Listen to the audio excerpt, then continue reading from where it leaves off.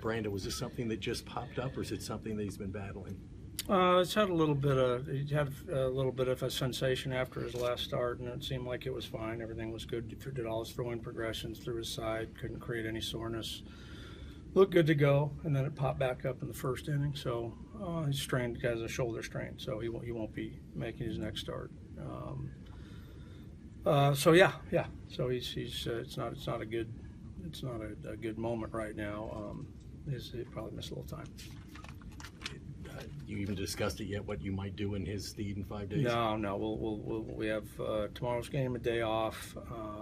We know Romano's going to be pitching. We got to kind of wait and see what happens with rookie Davis, how he comes around, if that's an option. And if not, then we have some internal options here, and we have some kids in AAA that can pitch. So we have the people to do it. It's just you hate to lose a pitcher that's worked hard and is a big part of your ball club, even if it's for a couple of starts.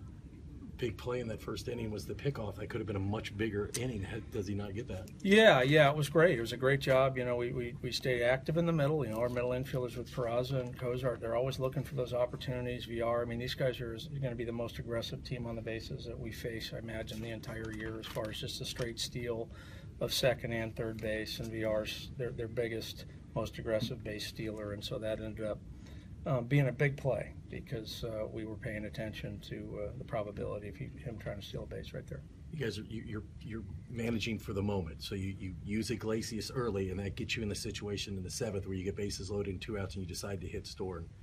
Yeah, we really didn't have a whole lot left. I've been using Woody a lot. I think 3 out of the last 4. That's the only reason I wanted to avoid Woody today. It's almost an entirely left-handed hitting team, so Peralta isn't the best situation right there, best matchup guy.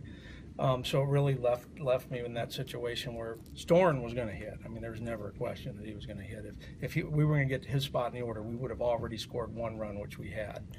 But I needed that 8th inning from him desperately, and then that set the table, and we really wanted to keep Lorenzen to 1 inning if possible, and we're able to do that. You said Winker might have a big at-bat. Not much better than that, huh? No, it was fun. I think we're all enjoying these young guys coming up and having their first appearance, their first hit, their first win, their first opportunity to play at the big league level, and that'll continue when Romano pitches tomorrow. But for Jesse, it was an at-bat and a blowout yesterday, a strikeout, and then to be able to come up with some guys in scoring position and give us a good at-bat and be able to shoot one out in front of Braun in left field for a 2-run base hit was obviously important, and I think a big memory for him. Jeanette got a little bit of retribution from the Brewers. Well, he swung the bat. He swung the bat well, and he's shown us power, ability to hit and stay aggressive in the zone.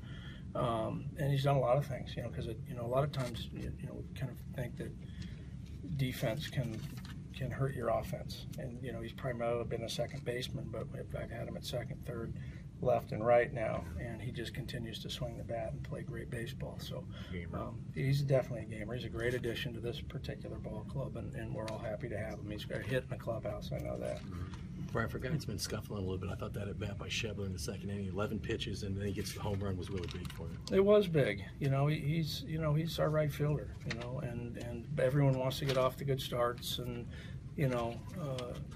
get caught up in the looking up at the scoreboard and seeing that you're hitting whatever, 150, 220, whatever it is. And we just want to remind our guys, we got confidence in them and that they're going to go out. The numbers are going to change. We all know that, though I do expect Cozart to hit 450 all year.